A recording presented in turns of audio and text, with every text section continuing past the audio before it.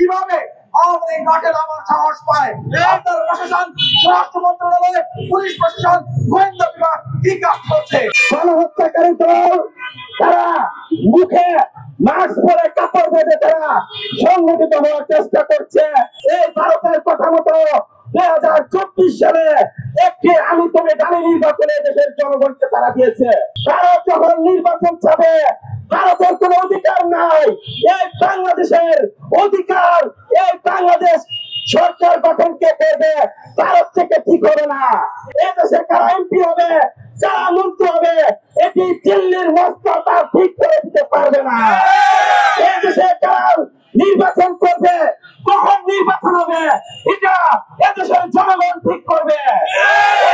আওয়ামী লীগকে বিচারিক প্রক্রিয়ায় নিষিদ্ধ করতে হবে, নতুন বাংলাদেশ বিনির্মাণ করতে হবে এবং একটি গণপরিষদ নির্বাচনের আয়োজন করে একটি গ্রহণযোগ্য নির্বাচনের দিকে যেতে হবে। আমরা মনে করি আওয়ামী লীগ বাংলাদেশি কোনো শক্তি নয়, বরং ভারতীয় হিন্দুত্ববাদী যে আদর্শ, তার আদর্শে সেই আদর্শের রাজনৈতিক প্রকল্পের নাম বাংলাদেশ আওয়ামী লীগ।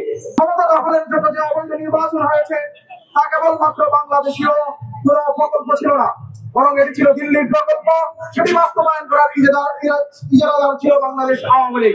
কেউ কেউ কোনো রাজনৈতিক এবং কোনো রাজনৈতিক দল প্রশ্ন করে কিসের ভিত্তিতে, কিসের আইনে আওয়ামী লীগকে নিষিদ্ধ করা হবে। আমরা বলি 5 আগস্ট যে অভ্যুত্থান হয়েছে, সে অভ্যুত্থান কোনো আইন মেনে হয়নি। বাংলাদেশের মানুষ, সাধারণ মানুষ 5 আগস্টের সময় রাস্তায় নেমে এসেছে এবং রাস্তায় নেমে হাসিনাকে উৎখাত করেছে, উৎখাত করে আপনাদেরকে জেল এবং বন্দিশালা থেকে মুক্তি করেছে।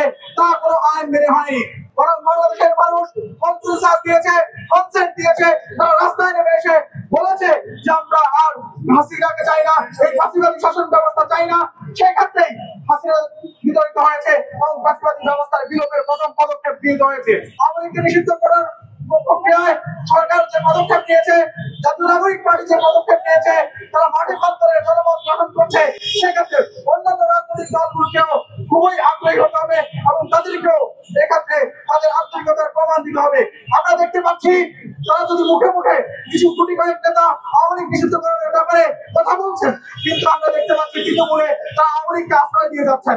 তাদের আশ্রয় প্রশ্রয়ে আওয়ামী লীগ তাদের সেই প্রতিবাদী ব্যবস্থাকে কায়েম করার জন্য আবার উঠে পড়ে লেগেছে। কিভাবে আওয়ামী লীগ মাঠে নামার সাহস পায়? আপনার প্রশাসন, স্বরাষ্ট্র মন্ত্রণালয়, পুলিশ প্রশাসন, গোয়েন্দা বিভাগ কি কাজ করছে? আমরা বলবো যে রক্তের উপরে 5 আগস্টের পরে এই অন্তর্বর্তীকালীন সরকার দাঁড়িয়ে আছে।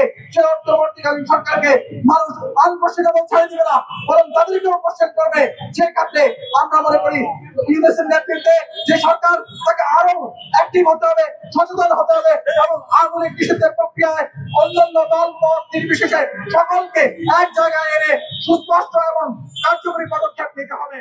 রেমিটেন্স যোদ্ধাদের ঢাকায় বিশেষ ছাড়ে রেডি ফ্ল্যাট দিচ্ছে শতভাগ বিশ্বস্ত ও নির্ভরযোগ্য প্রতিষ্ঠান প্রবাসীর সিটি।